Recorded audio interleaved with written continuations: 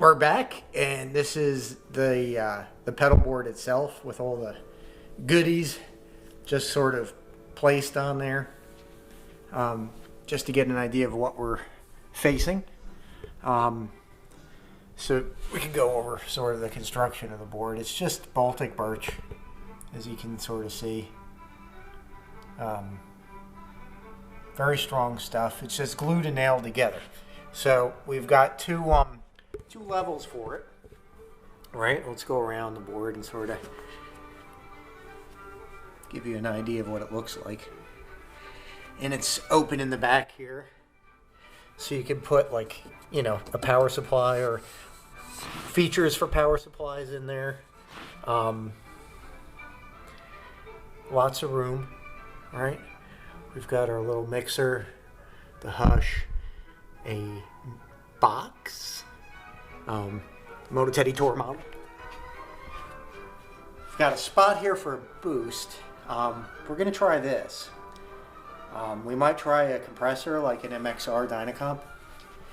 We have a, obviously the time factor number 1, the space reverb.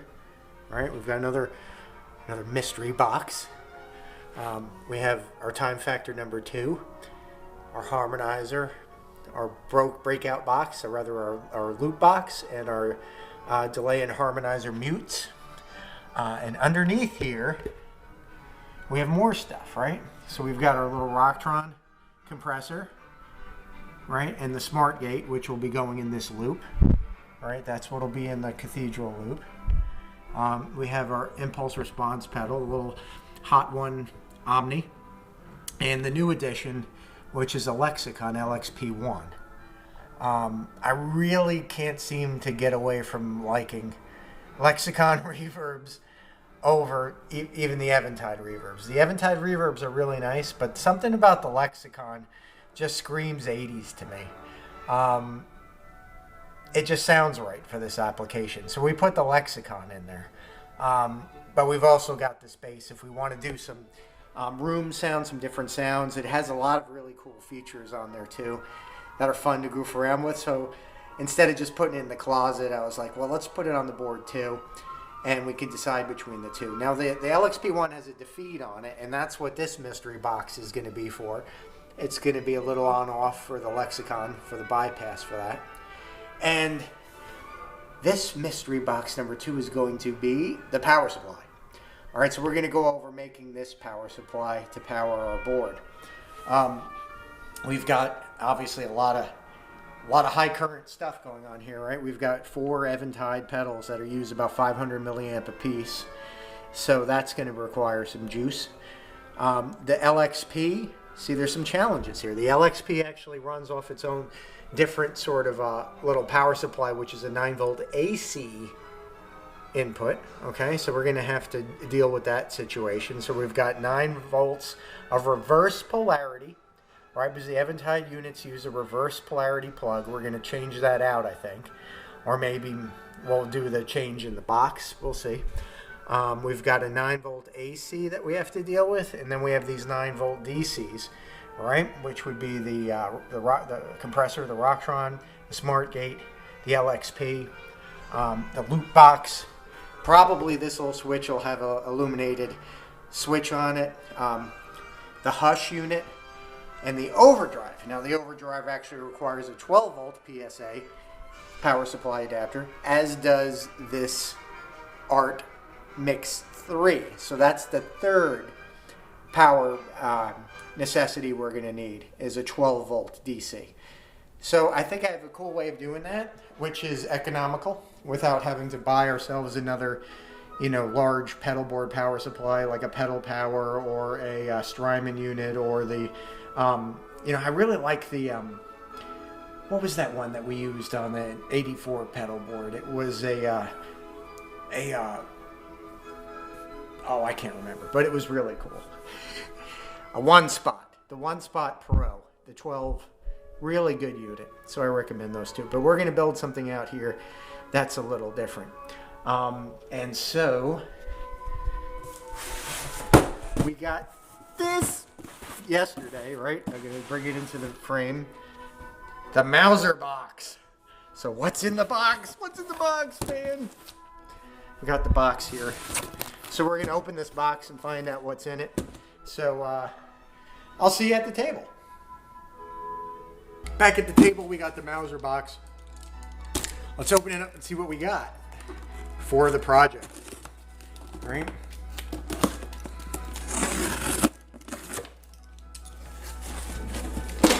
We got upgraded to second day air too, which is cool. They do that. Got some bubble wrap. Got some free bubble wrap. So we'll put that away. We got obviously our packing slips. And this is what we got. They could have used a lot smaller of a box. Okay.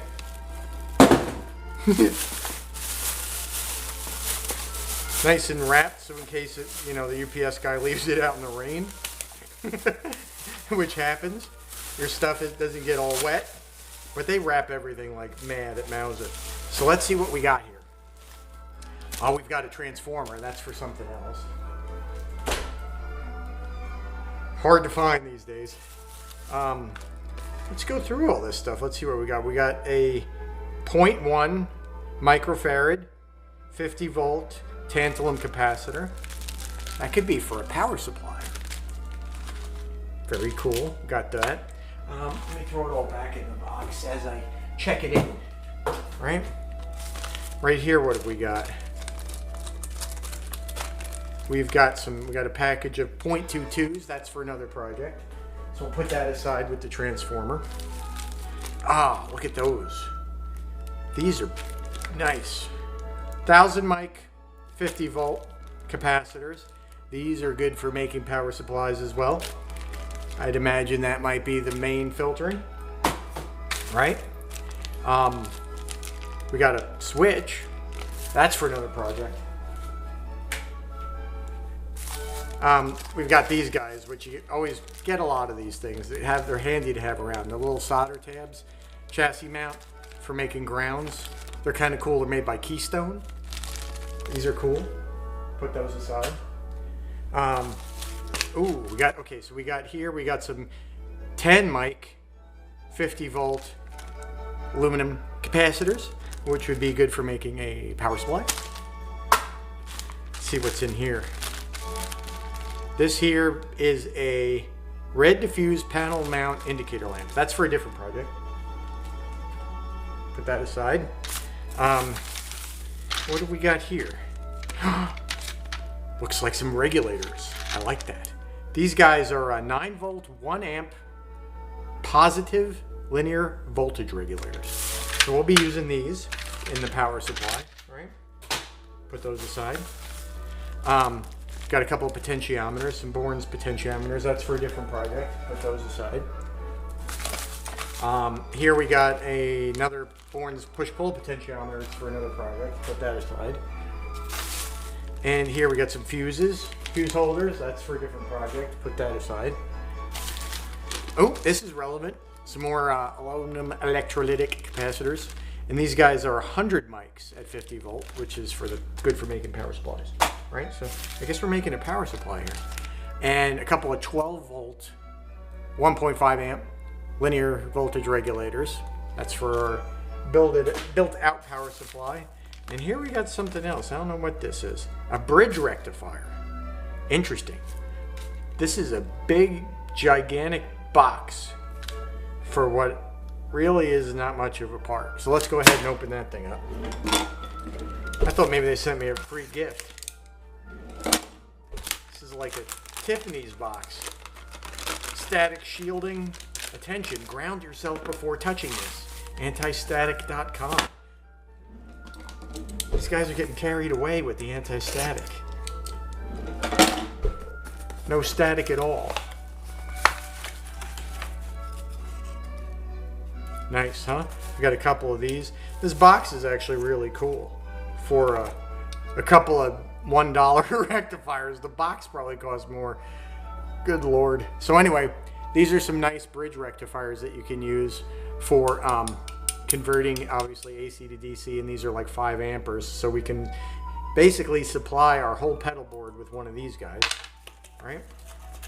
Full wave bridge. And you can use them at half wave, however you want, just by, you know, using the right corresponding terminals. I prefer to always use them as a full wave and just use the positive and negative from the 9-volt supply as the twos. And that leads to good things happening. So that's about it. That's all we got. Right? We're going to save this box. Look at that guy, huh? Kind of cool. This side up. Fragile parts. Open carefully. Well, not so fragile if you ask me. But that's good. So we'll throw this stuff away. So what we're going to do is we're going to build a power supply. Right? So stick around for that. And I'll show you what the idea is and how it will be put together, what parts you need, draw out the little diagram schematic for putting it together and actually build the thing. All right, so stick around for that and we'll be back soon. Thanks for watching.